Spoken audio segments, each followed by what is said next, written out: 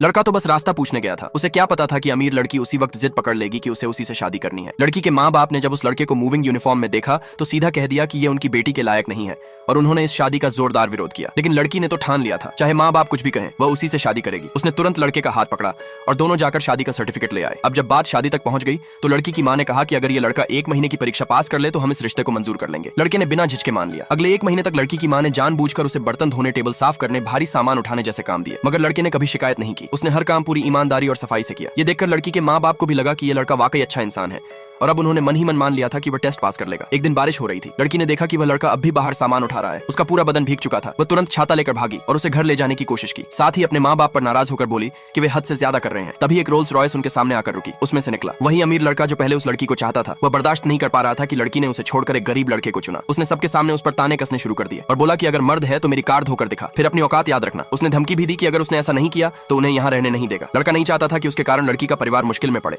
इसलिए उसने चुपचाप बाल्टी और कपड़ा उठाया और कार साफ करने लगा। ये देखकर लड़की का दिल टूट गया। वह भी उसके साथ कार साफ करने लगी। दोनों को साथ देखकर अमीर लड़के का गुस्सा और बढ़ गया। उसने अपने आदमियों से कहा कि जाओ और इनकी मेहनत पर पानी फेर दो। उन्होंने कार पर कोला डाल दिया, जिससे दोनों को दोबारा सफाई करनी पड़ी। लड़का उनकी बदतमीजी देखकर गुस्से में भी था और बेबस भी। लेकिन तभी कुछ और रोल्स रॉयस गाड़ियां वहां आकर रुकी। उनमें से उतरे कुछ बेहद स्टाइलिश और रॉयल लोग जो असल में उसी लड़के के परिवार के थे। उसकी बहन, उसके माता पिता और उसकी दादी सब वहीं खड़े थे। और तभी उस अमीर लड़के की जिंदगी का असली दुख तो अब शुरू होने वाला था। नेक्स्ट पार्ट के लिए सब्सक्राइब करें।